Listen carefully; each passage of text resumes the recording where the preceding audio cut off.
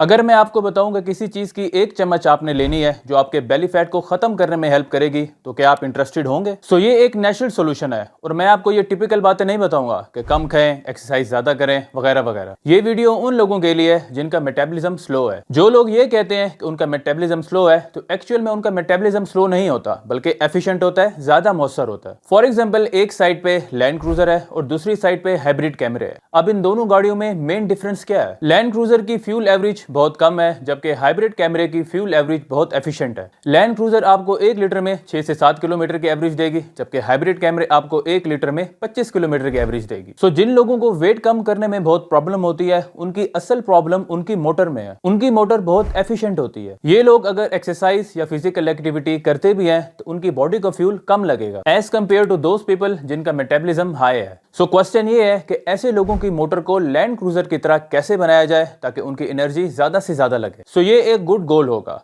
एक टर्म है जिसे हम माइटोकॉन्ड्रियल अनकपलिंग कहते हैं। माइटोकॉन्ड्रिया एक एनर्जी की फैक्ट्री है जो फूड को एटीपी में कन्वर्ट करती है, जो स्टोर्ड फॉर्म ऑफ एनर्जी है। In simple words, mitochondria come ATP बनाती है और हीट ज्यादा प्रोड्यूस करती है। बजाय एनर्जी स्टोर करने के, माइटोकॉन्ड्रिया बॉडी में हीट क्रिएट करती है ताकि इस हीट को वेस्ट किया जा सके। इसके लिए आप ऐसा क्या यूज कर सकते हैं? एक वेट लॉस मेडिसिन है जो मुझे नहीं लगता कि अब मार्केट में है, वो है 2,4-डायनिट्रोफिनॉल। इसको मार्केट से खत्म कर दिया गया था। यस, इस मेडिसिन ने लोगों का वेट बहुत जल्दी कम कर दिया था, बट इसकी वजह से लोगों को बहुत सीरियस साइड इफेक्ट्स आए। इस मेडिसिन ने बॉडी को ओवरहीट किया, लोगों को स्वेटिंग बहुत ज्यादा हो रही थी। इसके अलावा एस्पिरिन भी एक मेडिसिन है जो आपका वेट लॉस करती है, बट आपको मैं ये रिकमेंड नहीं करूंगा क्योंकि ये एक ड्रग है। अब क्वेश्चन ये है कि क्या कोई ऐसी चीज है जो आपका नेचुरली वेट लॉस करे, जो एक नेचुरल माइटोकॉन्ड्रियल अनकपलर हो? यस, बिल्कुल है। पहली चीज जो हेल्प कर सकती है वो है रेसवेराट्रॉल। इसके बारे में इंटरेस्टिंग चीज ये है कि रेसवेराट्रॉल बहुत सी नेचुरल फूड्स में है। ये ग्रेप्स में है, स्ट्रॉबेरीज में है, डार्क चॉकलेट में भी है, पिस्ताशियोज में भी है। स्ट्रॉबेरीज और डार्क चॉकलेट ज्यादा इफेक्टिव हैं क्योंकि इनमें पॉलीफेनॉल्स हैं। जिस वेट लॉस मेडिसिन का मैंने आपसे जिक्र किया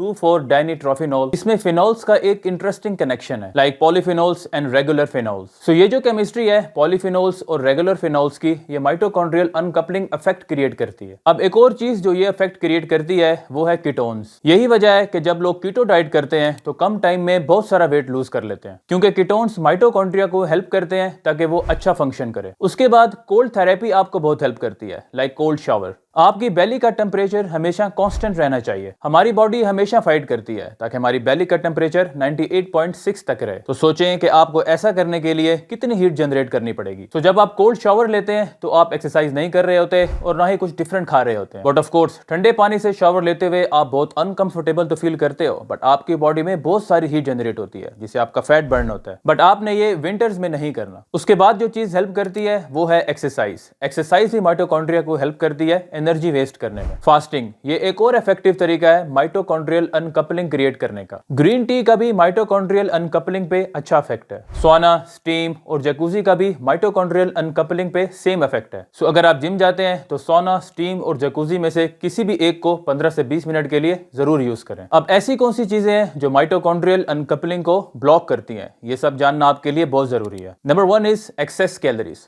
थिंक अबाउट इट। जब आप बहुत ज्यादा खाते हैं, बहुत ज्यादा खाने का मतलब ये है कि आप उससे ज्यादा खाते हैं जितना आपका माइटोकॉन्ड्रिया बर्न कर सके। आप इसके फंक्शन को अफेक्ट कर देते हैं। लाइक आपके कार्बोहाइड्रेट्स का इंटेक अगर ज्यादा है, शुगर बहुत ज्यादा हाई ले रहे हैं, और इसका मतलब ये भी है कि आप फैटी चीजें भी ज्यादा खा रहे हैं। ये बहुत इंपॉर्टेंट है कि आप ओवर ईट ना करें। जब भूख ना हो तो मत खाएं, क्योंकि इस तरह आप अपनी बॉडी को फोर्स कर रहे होते हैं कि वो माइटोकॉन्ड्रिया पे लोड डाले और आपकी बॉडी उसको बर्न नहीं कर सकेगी। बट जब आप एक्सरसाइज करते हैं तो जाहिर है आपको खाना भी ज्यादा होता है। बट कितने ऐसे लोग हैं जो अपनी एक्टिविटी लेवल और एज के हिसाब से खा रहे हैं? इसमें स्नैकिंग भी इंक्लूडेड है। दैट्स व्हाई इंटरमिटेंट फास्टिंग भी एक बहुत इफेक्टिव स्ट्रेटेजी है। उसके बाद है एजिंग। जैसे जैसे आपकी एज गुजरती जाती है, आपकी माइटोकॉन्ड्रियल अनकपलिंग कम हो जाती है। जितना आप लेजी रहेंगे, आपकी रूटीन में फिजिकल एक्टिविटी नहीं होगी, माइटोकॉन्ड्रियल अनकपलिंग का इफेक्ट भी कम होगा। हैवी मेटल से जितना आपका एक्सपोजर ज्यादा होगा, तो ये भी माइटोकॉन्ड्रिया को ब्लॉक करता है। For example toxic environment, pollution etcetera. इसके अलावा medications like statins, beta blockers, metformins and antibiotics. Thanks for watching.